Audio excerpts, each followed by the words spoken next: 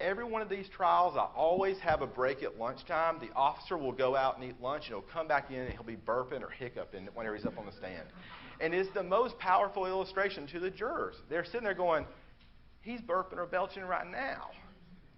And that's exactly what we're talking about. And it illustrates, it shows them how frequently this stuff occurs, and he does it without them ever hearing it. They're just watching. If you pay attention to those things, you can point it out, and you can key on those things for jurors, and they will hang on those things, okay?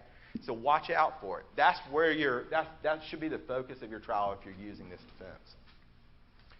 You guys only have 2 safeguards for the protection against mouth alcohol, the 15-minute observation and the slope detector. I'm going to talk to you about the slope detector in just a little bit. There's a ton of research, a ton of data that you can use if someone ever comes in and tries to talk about how infallible the slope detector is. And my understanding of your inspection protocol for the actual way that you maintain the machines is that the slope detector is never actually tested in these jurisdictions. Is that fair to say? Yeah. Have you ever seen? No, they never check them. No.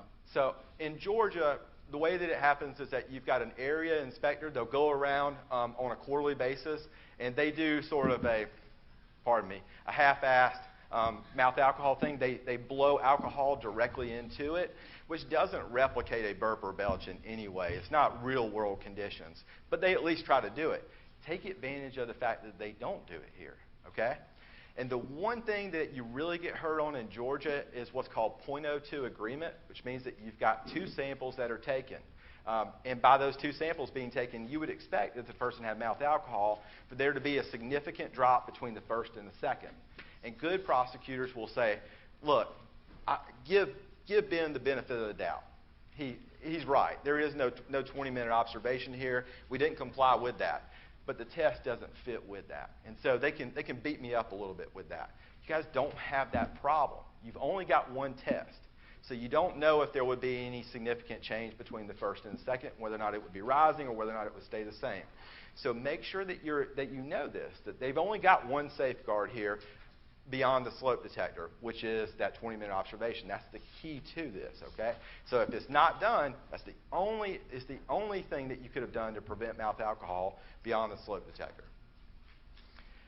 I want to talk to you now about some of the things that I do in each phase of the case that I believe really work. My wife is here, and she'll tell you that I am kind of brutal in relationships. I'll be honest, I am. I have some real faults, and I've had to come to recognize those. And I think that that's part of life. I mean, treat these trials like you do like a good relationship. Okay?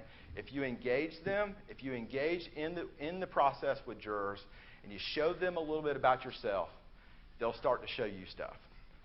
If you truly care about a relationship in your life, you'll start to open up, and you start to actually be real about things. And that's what, whenever you're actually doing an effective job during jury selection, that's what you'll figure out. This guy, Carl Bettinger, who wrote that book, 12 Heroes, One Voice, it's a civil book, and I would tell you that it should be required reading for all of us. He is absolutely exceptional. And he talks about these ideas, about how it is that you actually get to know jurors, and how it is you have to actually start engaging in that process. And the first thing that he comes out of the box with is that you better learn who you are, and you better learn what your weaknesses are, and you better start talking to them about that. That's the reason why in that closing, the first thing I said was I was embarrassed about that. Because jurors will never say, I accept that number at face value. But you all know that